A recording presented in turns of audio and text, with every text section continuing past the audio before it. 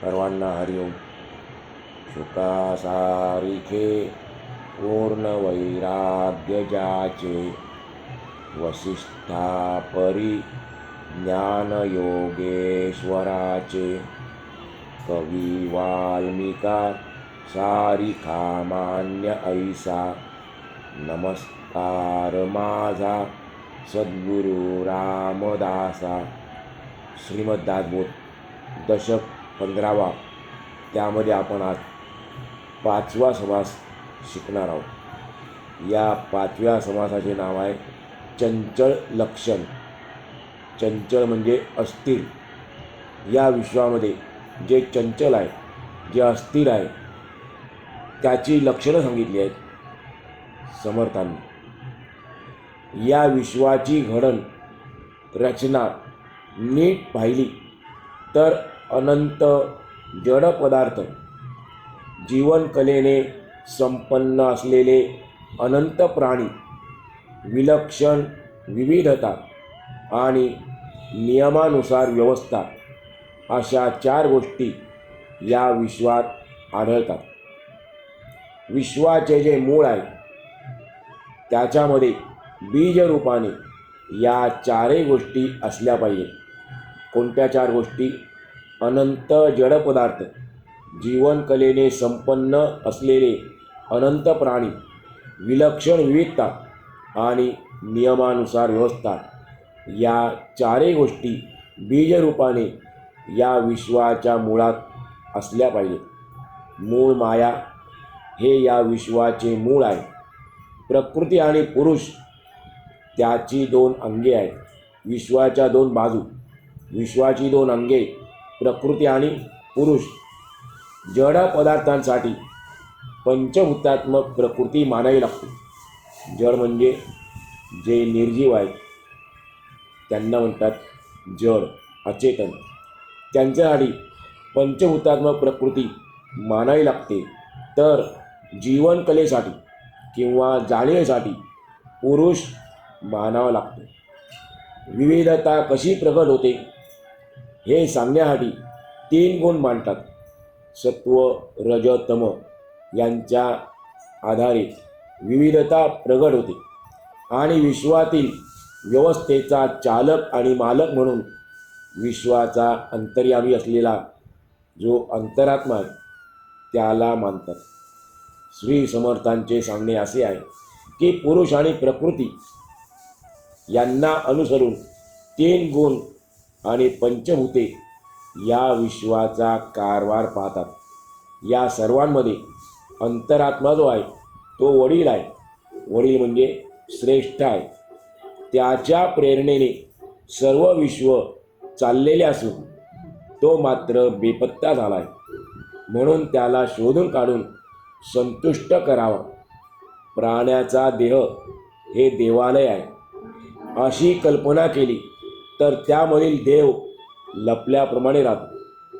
देवालयाचे पूजन केले की देवाला पावते हे खरे आहे, पण त्या देवाची साक्षात गाठ भेट कधीच होत नाही हे सुद्धा तितकेच खरे आहे. त्या देवाचा किंवा अंतरात्म्याचा चमत्कार असा आहे की एकच एक अंतरात्मा सर्व ठिकाणी सर्व वस्तूंमध्ये पसरला तरी पण तो पुन्हा एकपणानेच राहिला आहे. सगळ्यात वाटून पुन्हा आपला एकटाचा एकटा असतो. तो जगदंतिरीचा अंतरात्मा आपण ओळखला पाहिजे.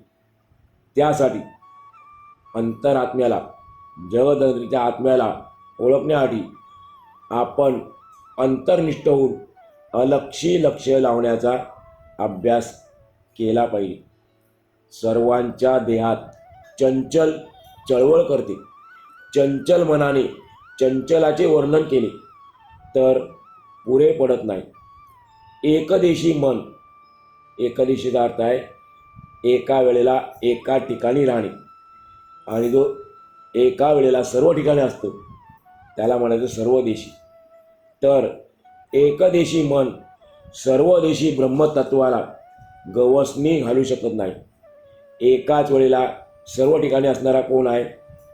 तर ते ब्रह्मतत्व आहे. आपलं मन जे आहे एकदेशी आहे, ते या ब्रह्मतत्वाला, सर्व दिशा असलेल्या ब्रह्मतत्वाला गवसणी घालू शकत नाही. यासाठी चंचल ओलांडून जावे. महत्तत्व किंवा महद्भूत म्हणजे भगवंत होय.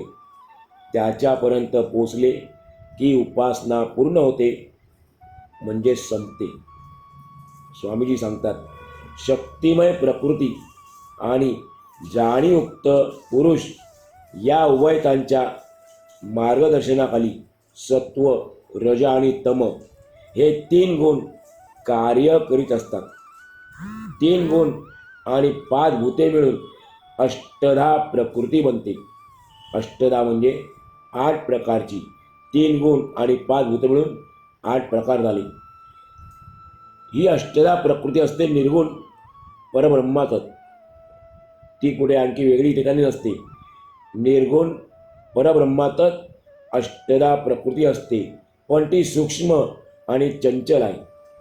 एकीकडे अगदी वर निर्गुण निश्चल असलेला परब्रह्म, तर दुसरीकडे अगदी खाली जड आणि चंचल पदार्थांनी भरलेले हे दृश्य विश्व आहे.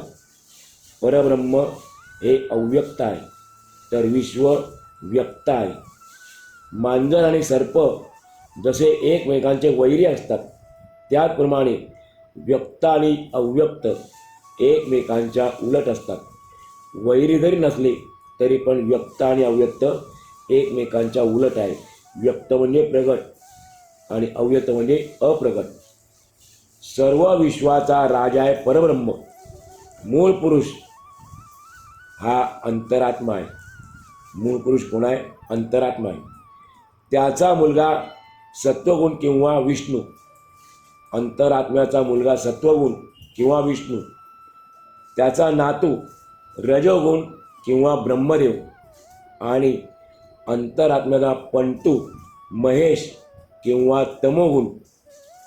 मूळ पुरुष अंतरात्मा ज्ञानमय असतो खरा, परंतु जीवनामध्ये अज्ञानाच्या पायी स्वस्वरूपाचे ज्ञान लोप पावते, नष्ट होते. अशा रीतीने तमोगुण म्हणजे अज्ञान अंतरात्म्याला म्हणजे ज्ञानाला झाकून टाकतो. आपण आत्ता जी नाती पाहिली त्या नात्यावरनं समोर सांगतात की अंतरात्म्याला अज्ञान झाकून टाकते, म्हणजे पंटोंडा पंजोबाला खाऊन टाकतो. रजोगुण म्हणजे इंद्रिय सुखाची अनिवार्य लालसा. सत्वगुण म्हणजे स्वस्वरूपाकडील अभिरुची, आवड. रजोगुणाचा जोर झाल्यावर सत्वगुण लोप पावतो. मनुष्य इंद्रिय भोगाच्या नादी लागला की मग भगवंताला विसरून जातो, आणि हे सहज नकळत युक्तीने घडून येते. मुलगा बापाला मोठ्या चातुर्याने भारून टाकतो. अज्ञानामुळे स्वस्वरूपाचा लोप झाला आणि इंद्रियसुख भोगण्याची लालसा निर्माण झाली की स्वस्वरूपाकडे जाण्याची प्रवृत्ती नाहीशी होते. अशा या चौघांच्या मारामारीत अखेर सर्वांचा राजा जे परब्रह्म ते हरवते, आणि म्हणून मनुष्याला परमात्म प्राप्ती होत नाही. देवळात देव आहे, पण तो लपलेला आहे. देवळाची पूजा केली की ती देवाला पावते. जगात प्रत्येकाच्या बाबतीत हे असेच आहे. प्रत्येक पिंडात अंतरात्मा आहे, पण त्याचे प्रत्यक्ष दर्शन कोणालाही होत नाही. त्याची प्रत्यक्ष पूजा करता येत नाही. देहाची पूजा केली की ती अंतरात्म्याला पोचते. प्रकृती आणि पुरुष अशी 2 नावे लोकात आढळतात, पण लोकांनीच ती आपल्या कल्पनेने निर्माण केलेली आहेत. विचाराने आणि अनुमानाने, तर्काने पाहिले तर मूळ वस्तू एकच आहे असे कळून येते.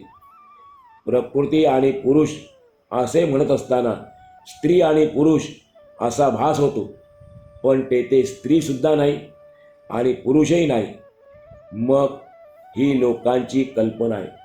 ती कल्पना नीट तपासून पाहिली तर मुळातच काही नाही.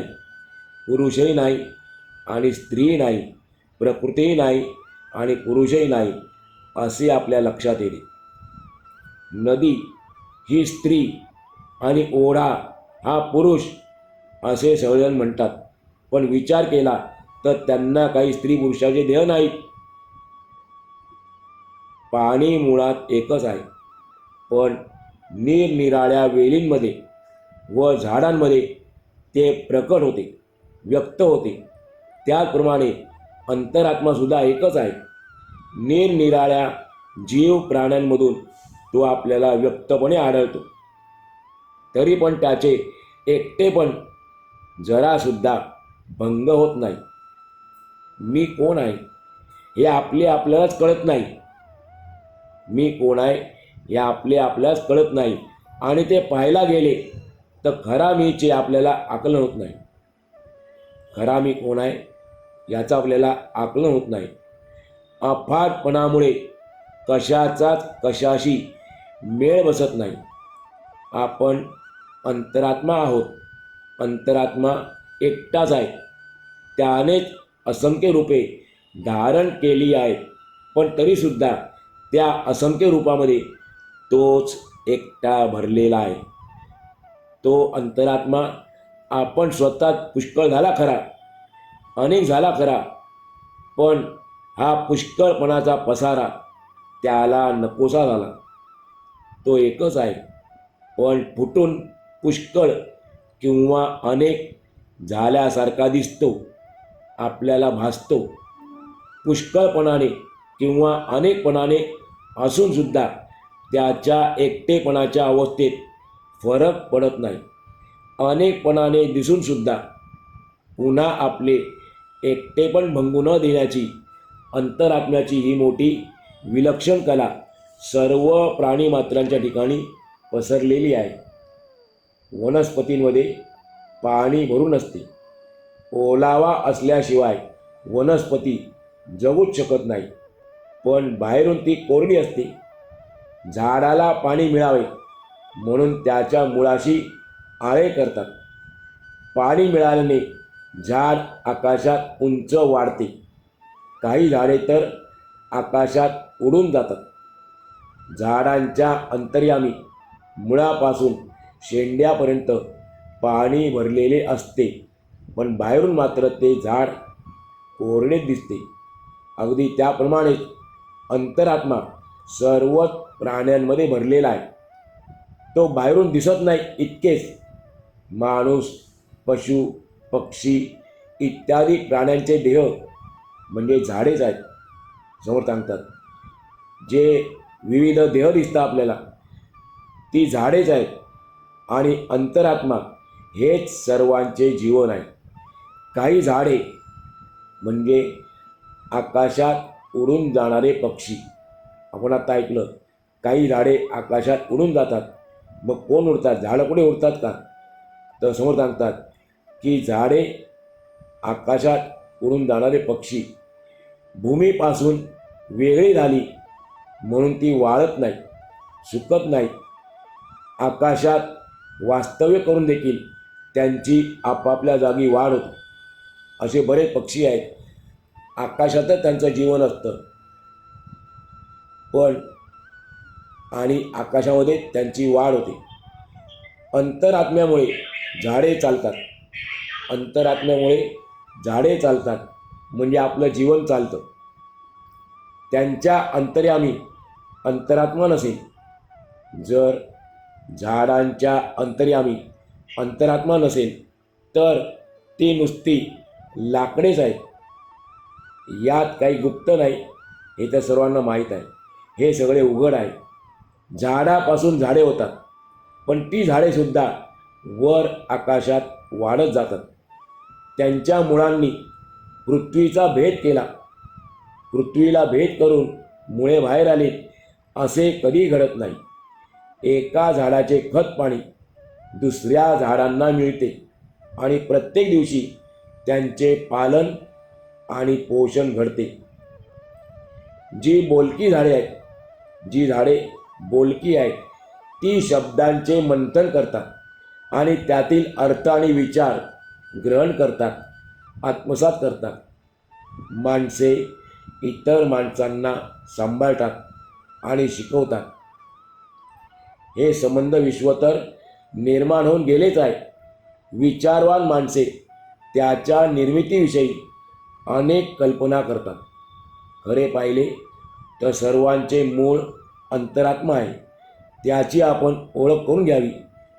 तो अंतर्यामी अंतरंगात असल्या कारणाने त्याचे दर्शन होण्याआधी आपल्याला सुद्धा अंतर्निष्ठ व्हावे लागते, अंतर्मुख व्हावे लागते, कारण तो अंतरंगात आहे.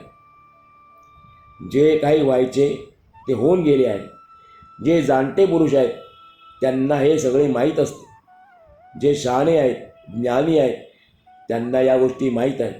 म्हणून माणूस स्वतःच्या बुद्धीनुसार या विश्वाच्या उत्पत्तीबद्दल कल्पना करतो. अखेर ती मानवी कल्पना आहे हे सुद्धा ते जाणते लोक बरोबर जाणतात. स्वानुभवाशिवाय आत्मसाक्षात्कारा वाचून या सगळ्याची बरोबर कल्पना करता येत नाही. स्वानुभव पाहिजे, आत्मसाक्षात्कार झालेला पाहिजे, तर आपल्याला या गोष्टीची कल्पना येते. या विश्वात सर्व तत्वांची मूळ जनक कोण आहे? या विश्वात सर्व तत्वांचा मूळ जनक कोण आहे? त्याची आपण ओळखण करून घ्यावी. मग जगाच्या अंतर्यामी आपल्याला आपली भेट होईल, स्वतःला स्वतःची भेट होईल. आपणच जगाच्या अंतरी व्यापून आहोत असा आपल्याला अनुभव येईल. अंतर्मुख होऊन अंतरात्म्याशी स्थिर होणाऱ्या पुरुषाची पातळी फार श्रेष्ठ असते. जे केवळ बहिर्मुख असतात, बाह्य विषयाकडे धावतात, त्यांची संगत व्यर्थ आहे. पण या गोष्टी मूर्खांना समजतच नाही, शहाण्यांना मात्र समजतात. म्हणून साधकाने आपले मन सूक्ष्म करून ते इतरांच्या मनात मिसळावे. त्यामुळे ते मन विशाल होत जाईल आणि शेवटी जगताशी एकरूप होईल. जोपर्यंत मन एकदेशी आहे तोपर्यंत ते परमात्म्याशी एकरूप होऊ शकत नाही. आपण जर लोकांचे अंतःकरण खुश ठेवले तर कोणी एखाद्याच्या उपयोगी पडतो, मदत करतो. पण लोकांना खुश ठेवले नाही तर मात्र भाजीसुद्धा खायला मिळणार नाही. स्वामी सांगतात, जगातील व्यवहार हा असा आहे, प्रत्यक्ष अनुभवसुद्धा असाच आहे. अलक्ष म्हणजे जेथे लक्ष लागणे कठीण जाते. अलक्षचा अर्थ काय? जेथे लक्ष लागणे कठीण जाते असे स्वतःचे स्वरूप. समर्थ महाराज सांगतात, तेथे लक्ष लावावे. जेथे लक्ष लावणे कठीण आहे तिथे आपण लक्ष लावावे. अलक्षी लक्ष लावण्यात जो तत्पर असतो, जो सदैव तयार असतो, त्याला दुसरा तसा तत्पर माणूस भेटला की समाधान होते. आपले मन दुसऱ्याच्या मनाशी तदाकार करता येऊ लागले, आपले मन दुसऱ्याच्या मनाशी समरस करता येऊ लागले म्हणजे निरंजन परमात्मा स्वरूप अनुभवाची आपल्याला शक्ती प्राप्त होते. चंचलाचे चक्र ओलांडून आपल्याला पलीकडे जाता येते. कधी? जर आपले मन दुसऱ्याच्या मनाशी एकरूप झाले की. आपले मन दुसऱ्याच्या मनाशी एकरूप करण्यामध्ये आपला मीपणा, आपला अहंकार विरून जातो. कल्पना विराम पावते आणि वेगळेपणा खुंटतो. तो आणि मी वेगळा आहे ही भावनाच निघून जाते. चंचलातून पलीकडे जाण्याआधी हे अतिशय उपयोगी पडते. चंचलाला ओलांडून जो निश्चळ परब्रह्म एकदा पाहून येतो म्हणजे त्याचा अनुभव घेतो, त्याला ते ब्रह्म अगदी स्वतःच्या जवळच दिसू लागते. आपल्या साध्या डोळ्यांनी ते ब्रह्म पाहता येत नाही, ते ज्ञानदृष्टीने पाहावे लागते. चंचल रूप मन नाना प्रकारच्या शरीरांमध्ये अखंड चळवळ करीत असते, कारण ते मन चंचलच आहे, अस्थिर आहे. त्यामुळे त्याच्या चळवळी चालू असतात, अखंड चळवळ चालू असते. परंतु परब्रह्म मात्र निश्चल असून, स्थिर असून ते सर्व ठिकाणी राहते. चंचल, आकुंचित आणि मर्यादित आहे. एका बाजूला ते गेले की दुसरी बाजू ओस पडते. चंचल हे सर्व ठिकाणी पुरे पडू शकत नाही. चंचल चंचलाला पुरत नाही, अपुरे पडते. चंचलाने चंचलाचा सारा विस्तार आकलन करता येत नाही. आणि निश्चल तर अपारच आहे, परब्रह्म अपार आहे. त्यामुळे ते माणसाच्या कल्पनेत येऊच शकत नाही. माणसाचे मन चंचल आहे हे खरे आहे, पण ते चंचलाचे संपूर्ण ज्ञान करून घेऊ शकत नाही. विश्वाचा विस्तार चंचल आहे खरा, पण तो मानवी अनुमानाच्या शक्तीच्या बाहेर आहे. आपण त्याची चंचलता, विश्वाचा विस्तार आपल्या आकलनात येत नाही. माणसाचे अनुमान चंचलाच्या बाबतीत जिथे लटके पडते, तेथे ते अनंत आणि अपार निश्चल ब्रह्माचे ज्ञान करून देईल हे शक्यच नाही. समर्थ एक उदाहरण देतात. दारूने भरलेला बाण जे आपण दिवाळीच्या वेळेला लावतो, दारूने भरलेला बाण आकाशात उडवला तर तो खूप वर जातो, पण तो आकाश ओलांडून पलीकडे जाऊ शकत नाही, तो मध्येच विझतो. आणि असे होणे हा त्याचा स्वाभाविक गुणच आहे. मानवाचे मन सुद्धा एकदेशी आहे, तर परब्रह्म हे सर्वदेशी आहे. म्हणून मन ब्रह्माला जाणू शकत नाही.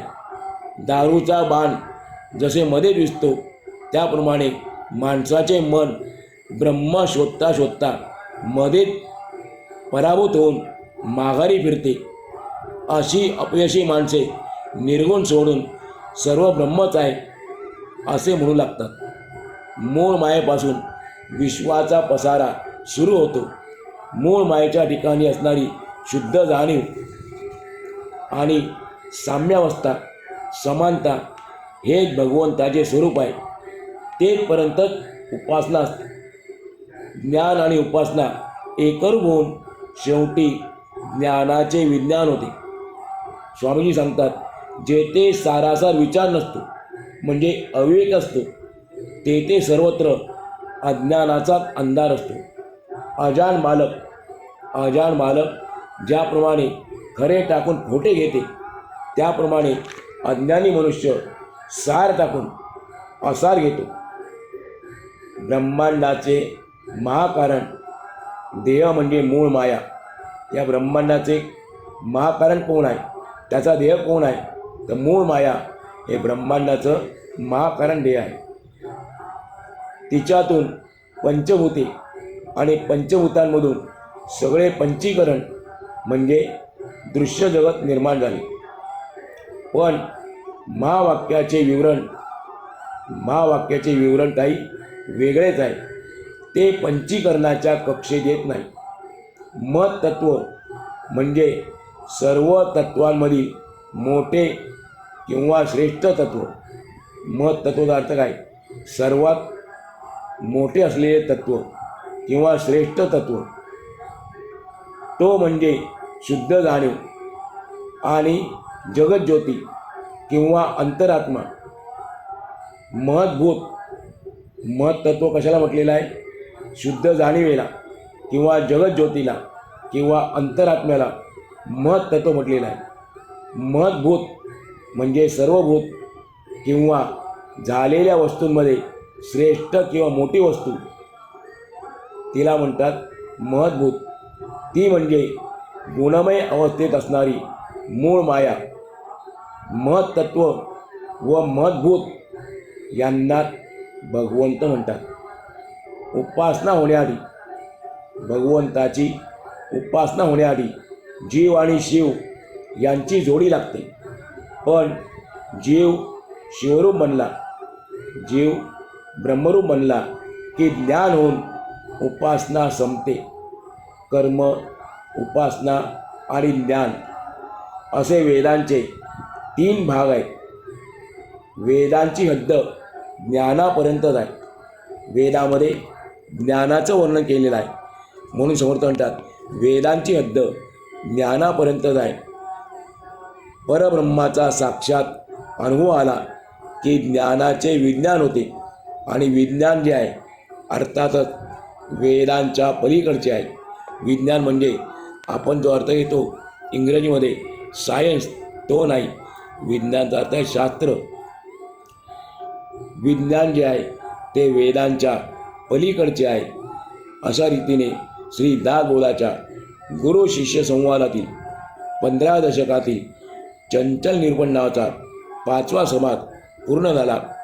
आज या ठिकाणी आजचा पूर्ण करूया.